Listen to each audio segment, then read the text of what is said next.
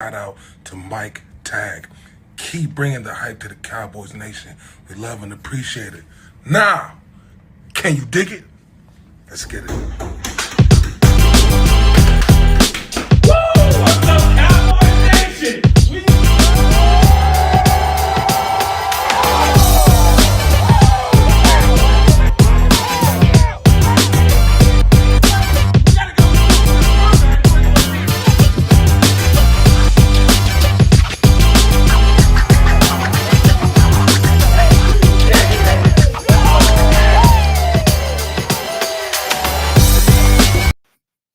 What is up, Cowboys Nation, or I should say Seminole Nation? We're gonna have a little change into the pace here. You got my Miami Hurricane, but we've got a great show. And sorry for the delay, but good things come to those who wait. And Jay Tuck, I know you're excited.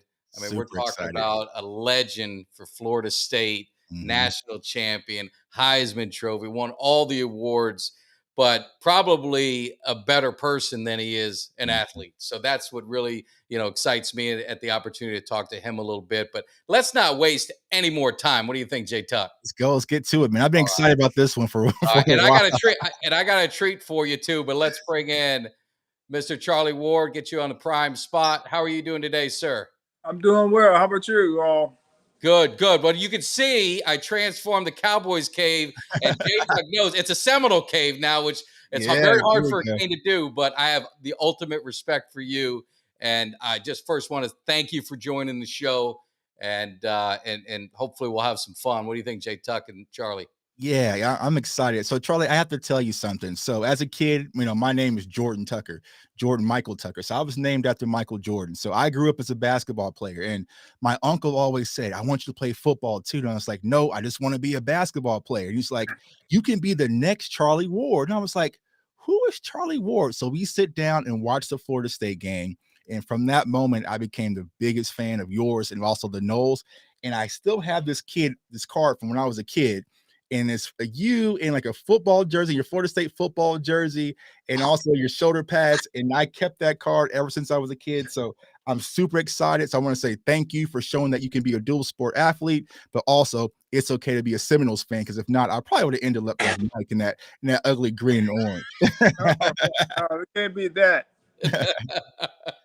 No, my wife did go to University of Miami. Well, there we go. Is it a house divided? It's House United in our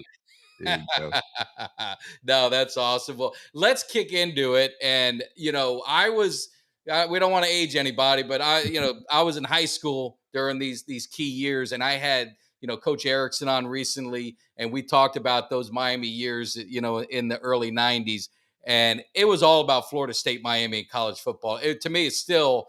I try and tell some of these younger guys at that point, it was the greatest rivalry that I've ever seen, and the excitement, but really the respect that the teams had for each other.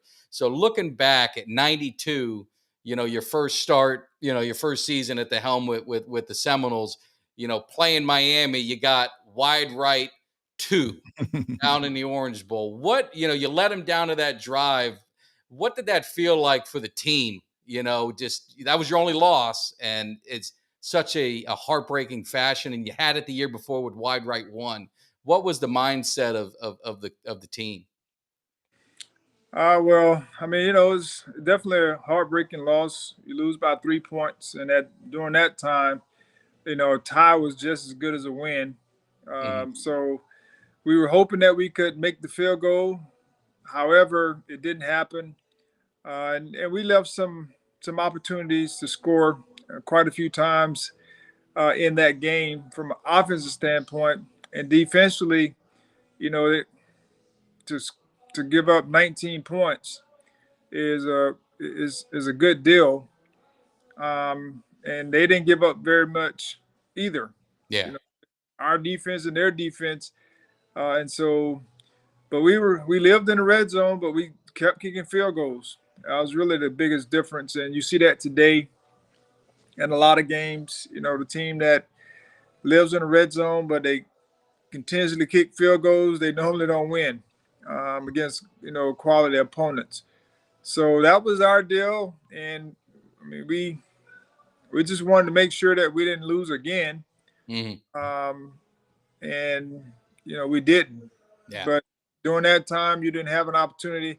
If you did lose, and the team that we lost to was the team that ended up playing for the national championship, they got beat that year. But we were just grateful that we didn't lose again and gave ourselves a chance to be prepared and ready for the next year.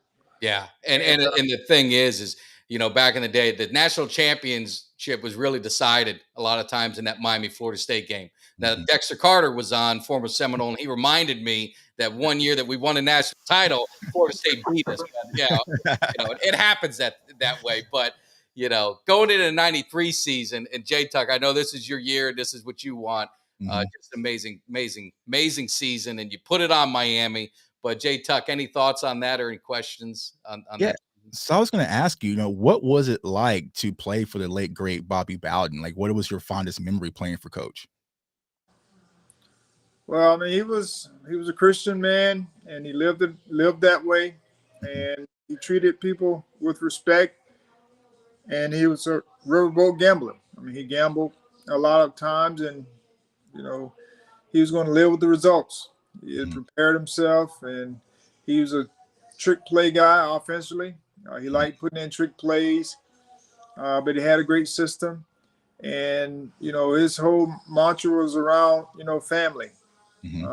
His family, faith, football, Mhm. uh, and so that is the way he coached.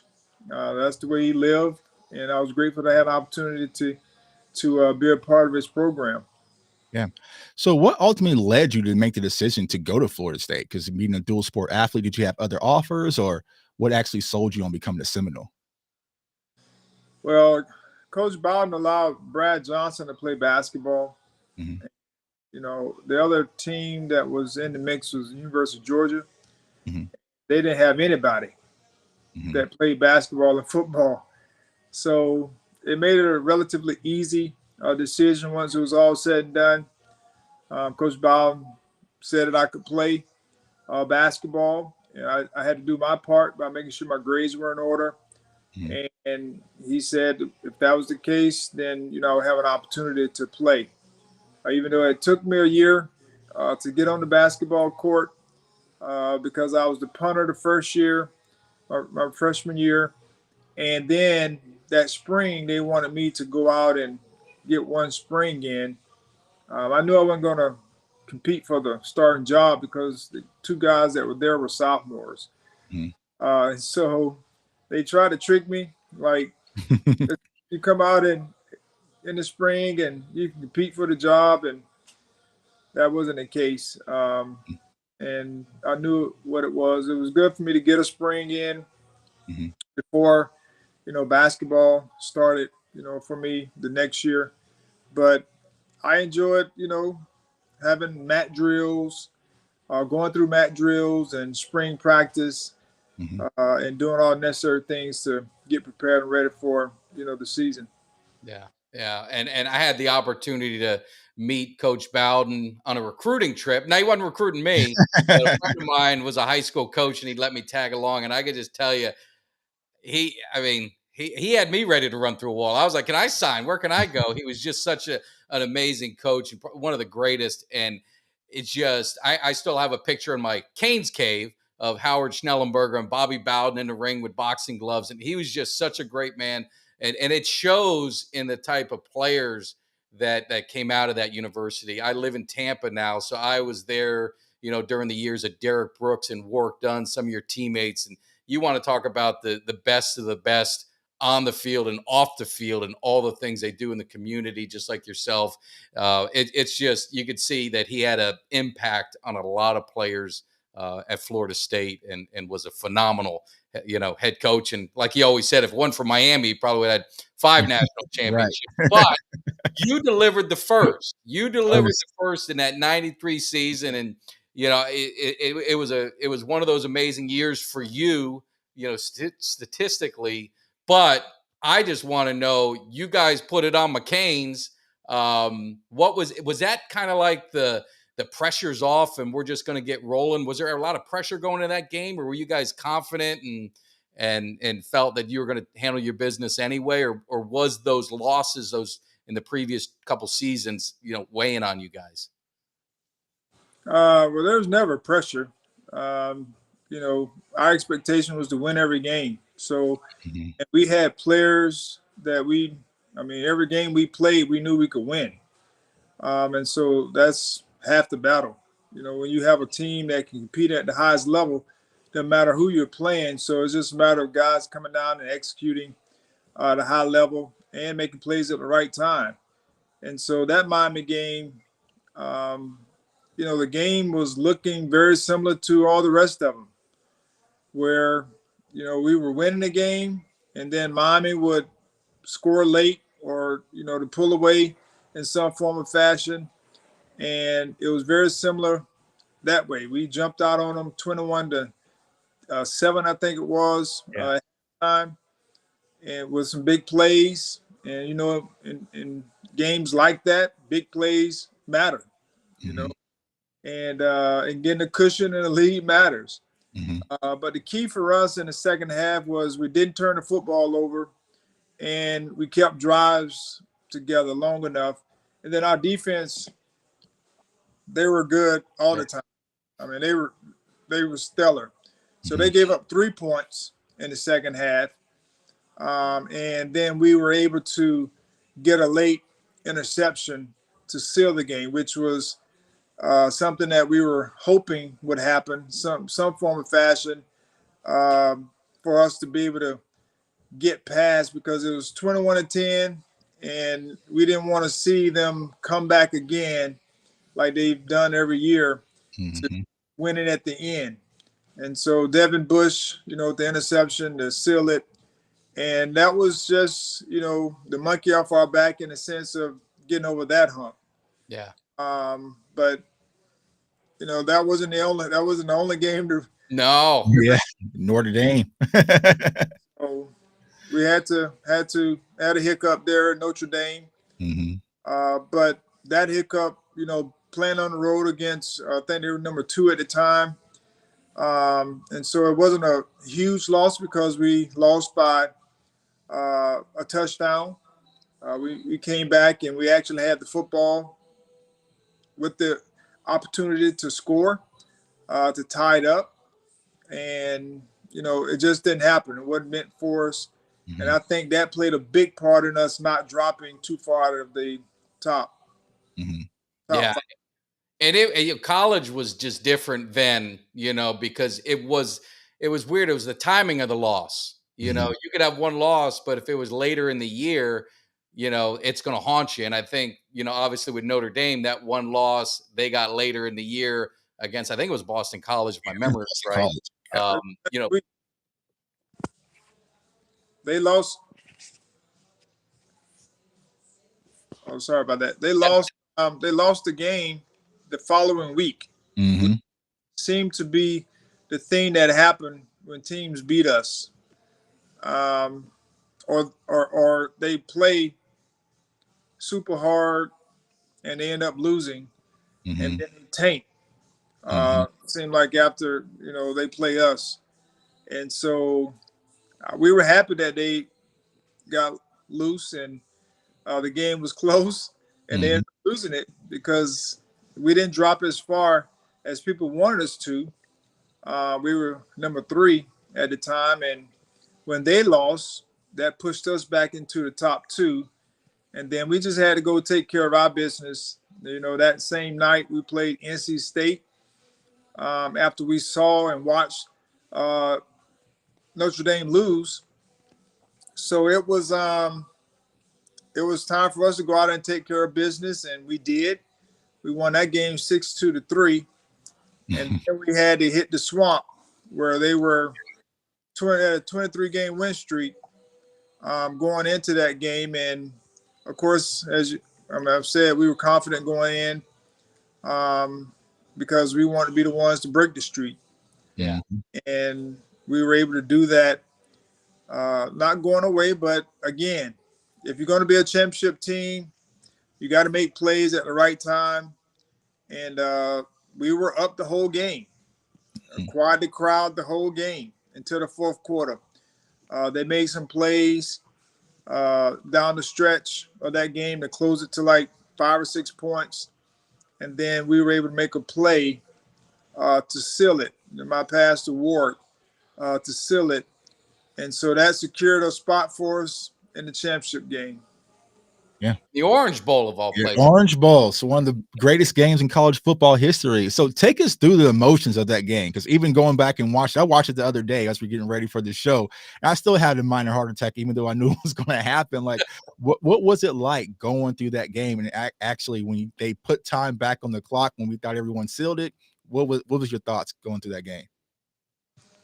Well, I mean, people thought that the game was going to be like the one we played them the year before. Which we won 27-14, and everyone thought that the game would be like that again. But we knew that it was going to be difficult. They had they played a 3-man front, and so we knew it was going to be hard defensively. But from their defense, from an offensive standpoint, we knew it was going to be hard. But as I mentioned, all year our defense was solid, and they kept us in games when we were struggling, or if we struggled. And they also helped us build leads by giving us opportunities the entire season. And so this game was no different. We were moving the football again, and we were kicking field goals, but our defense wasn't giving up, much.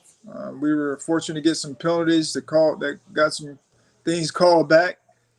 But as a competitor, we had a chance to go down and get us a score, and we were able to do that. With 1:16 on the clock, we were able to drive the football down. They had a couple penalties, but we were able to kick the field goal this time with Scott Bentley, our super freshman. And he kicked it straight through, and it was a little nerve-wracking once they put a little bit more time on the clock from the pass that they made. But at this point, it was just fate. It was for us, because as you watch the last kick, our defense once again rushed the kicker to make him kick it a little bit faster than he probably wanted to. And he hooked it. He was a little bit out of his range, but I think the pressure from the edge, Clifton Abraham, I think, was one of the guys who came around the edge to put a little pressure on him. And like I tell my players, when you get down to the last few seconds of a game, you could be tired, you can be worn out, but if you want to win, that's what all those wind sprints, those stadium steps, and all that conditioning you do, that's the time that it comes out in those types of moments. And we found a way to, rush the kicker, and the kicker missed it left. And so, as we all know, sometimes you never get an opportunity again. And while you're there, you have to make sure you take advantage of it. And we were fortunate that we were able to do that.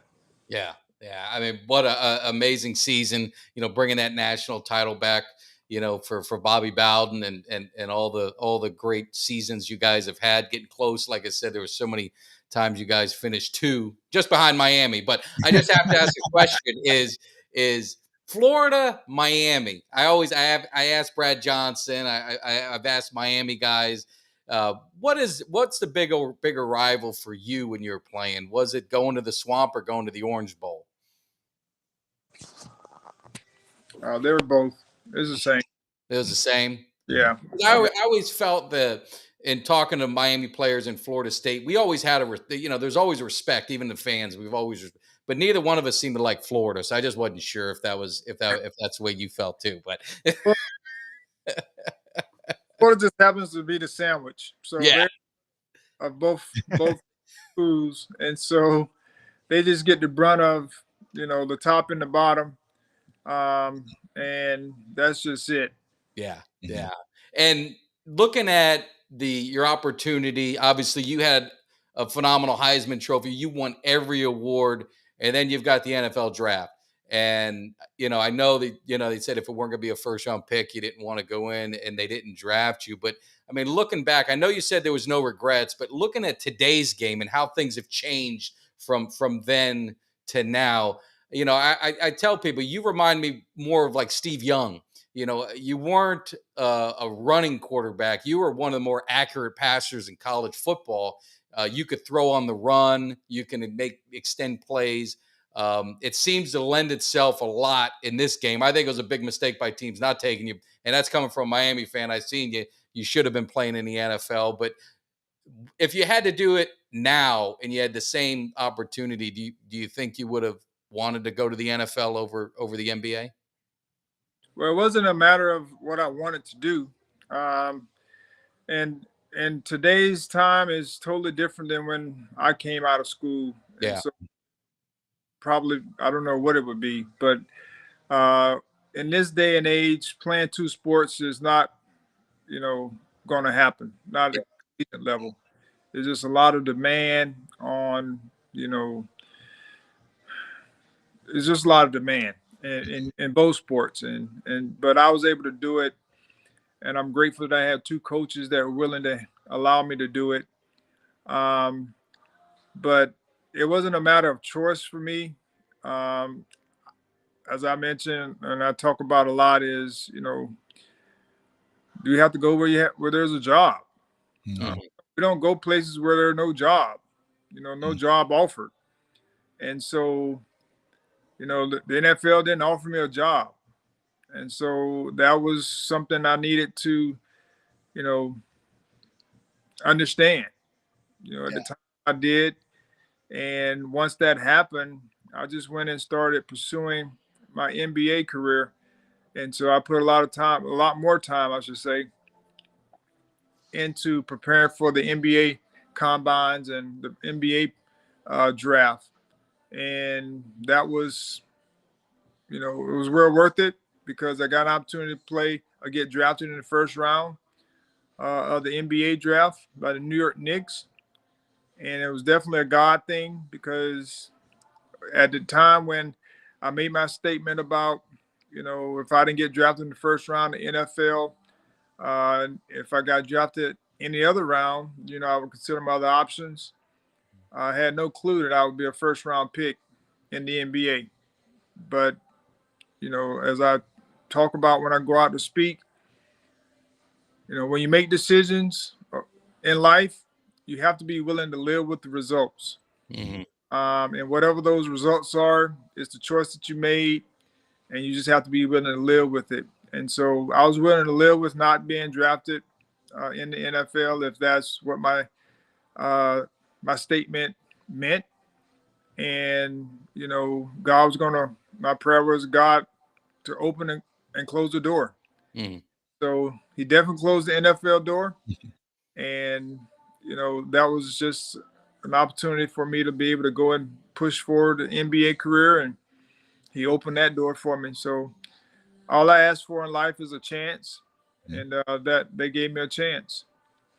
Exactly. Because, people, a lot of the younger kids who watches our channel right now, they don't understand that not only did you play basketball, you went to the Elite Eight at Florida State with Sam Cassell. You Mhm. also won the national championship playing football, Heisman, but you were also drafted by the Yankees, right? Is that baseball?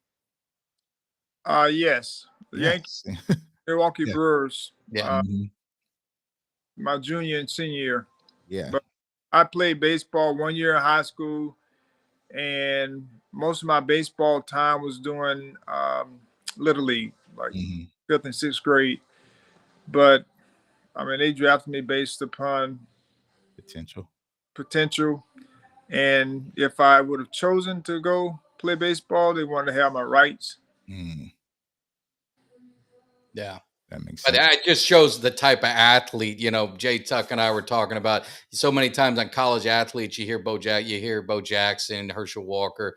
I mean, I don't know. Maybe I'm wrong, but I don't know too many athletes who should have been a first-round pick in the NFL. I'll say it should have been a first-round pick. Was a first-round pick in the NBA, and also got drafted in baseball just on raw ability and potential. I mean, it's amazing. But going into the NBA, you had you had a nice, you had a very solid career, long career in the NBA. How was that experience with the Knicks? Now, I'm a Miami guy, so my Heat, you break our hearts every, back in the day, sometimes. But how was that in the NBA in that time? How was what? The NBA, like playing in the NBA, playing in New York, the big city. You're a point guard, heavy defense. Just your thoughts on your NBA career Yeah. playing with the Knicks. Well, I was grateful. It took me a couple of years to get on the court, but the process of getting there, I was happy to be there because not too many people get an opportunity. Yeah. So, especially in my situation. But I was grateful that the Knicks chose me, and I just wanted to be the best professional athlete I could possibly be. And that's all I wanted to do. I mean, as kids, we always dream of this. Growing up, and then it actually happened. So, I just wanted to take advantage of it, and put the time and the energy into making sure that the outcome I wanted to make sure that I was prepared for it, preparing for that. And I was grateful that I had coaches like Coach Jeff Van Gundy, who took me on his wing to help me in my skill development, along with giving me an opportunity to be, in the rotation, during my time with the Knicks. And then as I moved on to, Houston Rockets, he brought me there. And so he was very instrumental in me being in the league for about 11 years, for the most part. And so, but to be able to go to different places, we were able to go to China, of course, going to all the different arenas and cities. All those things were great blessings to be able to, broaden my experiences, and all the different people that I was able to meet during that time, along with having fun at the Garden. That's not something a lot of people watch, but that was my home for 9.5 seasons, and so I was grateful that I had that opportunity. I didn't know how I was going to go. Coming from Thomasville and Tallahassee to New York, that was a big change, but I was able to make the adjustment, learn how to live in a big city, and not get too lost in it, but learn how to live in it. Yeah. Yeah. So you mentioned how the game has changed since you played at Florida State. So Florida State currently, they have a young quarterback in Jordan Travis. What's your outlook for the Noles coming into this season under Mike Norvell? Do you think that we're on the cusp of possibly getting to the national championship, or we still got a lot of work to do? They have a team that's built to win every game. So regardless of who they're playing, they have a chance to win the game. And as I mentioned before, that's all you can ask for. And they have quality depth, which is what you always need. You have a quarterback that's coming back and he ended the season playing at a high level. And the expectation is for him to continue to, rise to that level or even better. And he's putting the work in, and we have a good group. The wide receivers, just overall, just good, talented group with some experience. And so we have a chance. There's nobody on the schedule that we can't beat.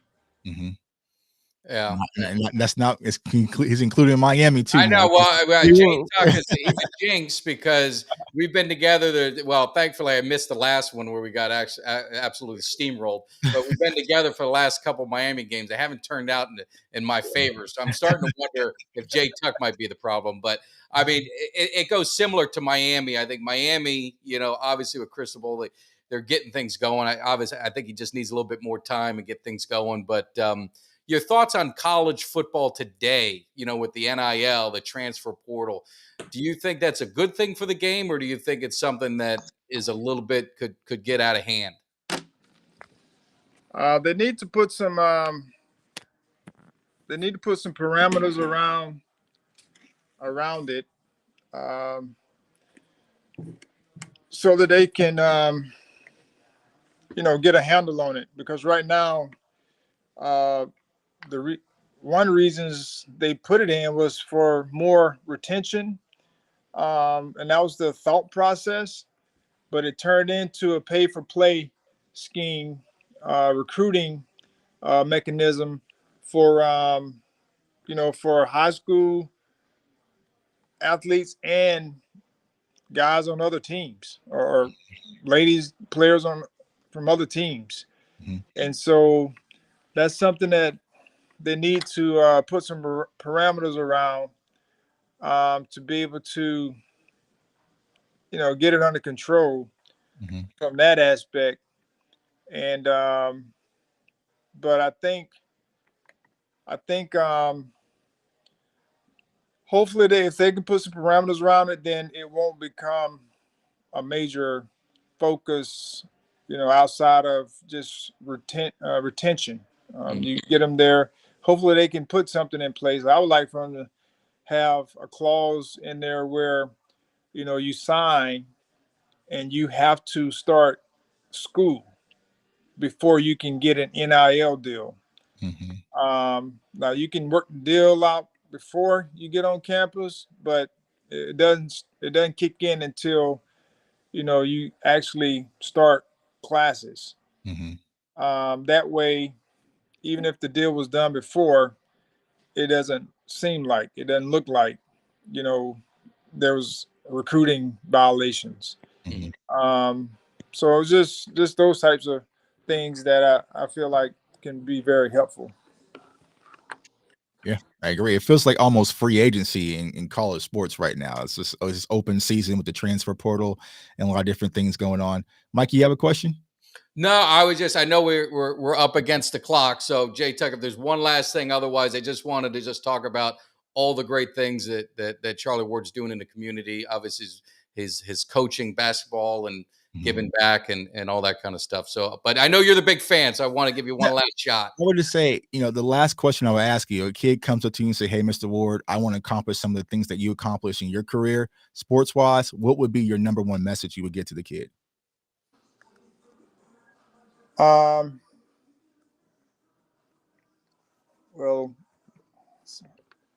a lot of that's just foundational work. So what I mean by that is you got to have a work ethic. If your work ethic right now is your foundation, then you have a chance. Of course, you got to make sure that you stay healthy. So learning to take care of your body, understanding that factor plays a big part. Make sure you find the right people to hang around, because if you think you can hang around certain people and they're going in a different direction, they can definitely bring you down. And then most times they become your best friends. And then if you're making it to a certain level and they're still making poor choices, then at some point they may bring you down. So, the choices of your friends, the people you hang around, are very, very important. So the foundational things, just to give yourself a chance to have an opportunity to be drafted, to go to the next level. Those are very, very important. Yeah, and I don't know if this was your quote or one you say, but I wrote it down, and if it's yours, I got to see if I could borrow it for my personal life. Is embracing the process that leads to success. And I just think that's I've always heard trust the process, but I think embracing the process, that's a different way to say it, and I think that's impactful. Yes, it is. I mean, there is a process. We all have it. Mm-hmm. You just have to learn from it. And I do talk about preparation. I talk about perseverance, and then patience. And so there is a process of all those things involved in your success. And success to me is not the outcome, is what you learn through the process. Yeah. No, I mean, it's like you get me hyped up. I'm, at my work, that's what I do. It gets me motivated. But talk, the last couple of minutes, you've got the giving back youth development sports camps that you do. Obviously, your family's foundation. You're coaching high school, right? High school basketball. Had a couple great seasons. But I just think giving back to kids is so important. And it's something that I love and always do. It's I always say give something back to the place where you made it from. And I've had coaches and people in my life that's been impactful to me and my success. But talk a few minutes about some of the work that you do, and maybe if people can reach out into some of your foundations. Our family foundation, my wife and I, our main focus and goal is to help youth organizations in disaster relief.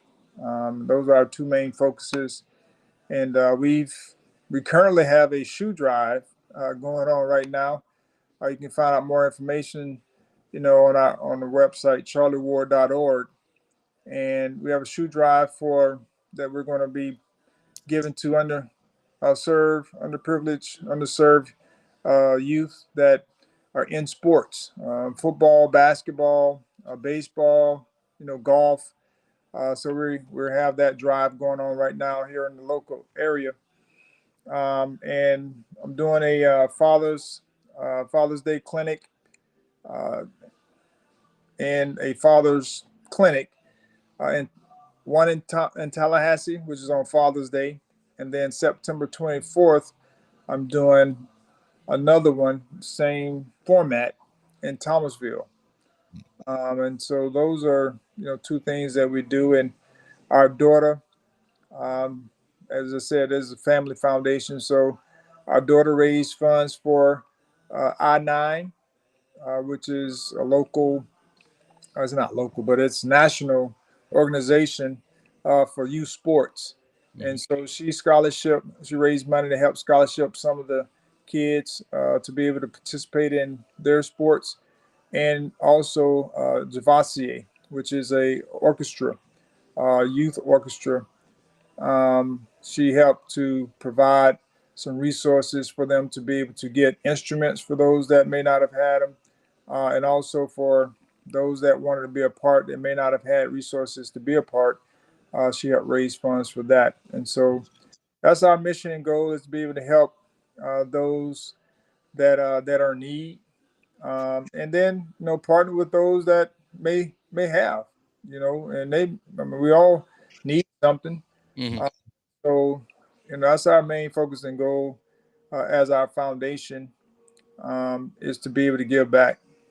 Yeah, and I think just great things, and I'll make sure we get that on the show and on the link for everyone to definitely check out. And like I said, it's hard. I'm a Miami guy, but man, you're a better person than you were an athlete. And that's saying a lot, because you're an amazing athlete. So and again, your teammates with work done, and Derek Brooks and Coach Bowden. It's hard for Miami. It's hard for Miami I got to show love to you, because you guys were just such great people and athletes. So I wanted to personally thank you for taking the Yes, time to thank come you. on the Thank show. you. But Jay Tuck, I wanted to give you the last there you go. Give you the last word with your idol growing up, Charlie Ward. Now you Yeah, can be a fan for a quick second. exactly. It's like, once again, thank you for joining the show. This has made my day. Like I said, I've been talking about this for weeks. So thank you for everything that you've done. Like I said, because of you, I'm a Seminole fan, and I decided to play football and end up playing football throughout my career because of Charlie Ward. So I appreciate you, and go Noles, man. Go Noles. Who knows? uh, Appreciate you guys having me. no, thank you so much. And again, we'll definitely get all the information and pass it on. But thank you so much for taking the time to come in the cave. My pleasure. Thank Appreciate you you. guys. Here. Take care. Bye. All right. Well, that was Wow. it.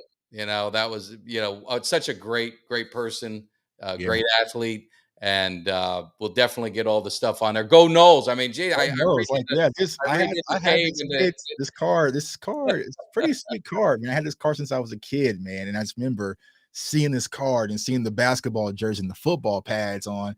And I used to sit in the back of my classroom and draw this card over and over and over. So, it's crazy to be able to meet, someone who grew up idolizing Charlie Ward. Like my guy Mendoza, he's a huge Seminoles fan, and that is the reason why. Because more than likely, Mike, if it wasn't for Charlie Ward and Peter Ward, I probably would have had the same colors you got on, because then it would have been like the Sean Taylor, the Ed Reed.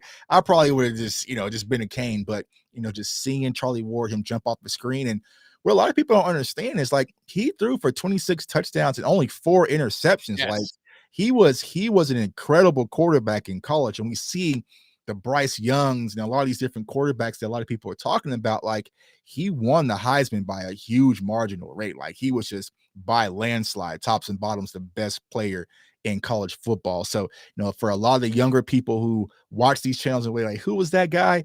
I recommend just go to YouTube, type in Florida State versus Nebraska Orange Bowl, and just sit back and just watch your heart jump. Like I said, I had seen that game 1,000 times, and even I watched it this past weekend. I was just like, no. I mean, so, and the thing, he's so humble. That's right. the Oh, part. I mean, I'm not used to with Miami guys. We're gonna start a little bit. yeah, Miami swag. Like, He yeah, is just a phenomenal yeah. person, and like I said, to be that athlete and to be a better person, that's a tall task. But he does so much for community. So we're going to get that information out there. But again, you guys, we do this all the time. Whenever it's Canes Yeah. and Knowles, Tuck and I got to get together. But like, subscribe, share. We didn't get Yeah. a chance to do all that kind of stuff because we got excited. We ran a little late. And we're connected to my channel. So everyone on Facebook, Twitter, and YouTube, go subscribe to the Cowboys Cave, because Mike, go ahead and tell them what you're doing tomorrow. No, tomorrow night, if you're now we're going back to the Cowboys.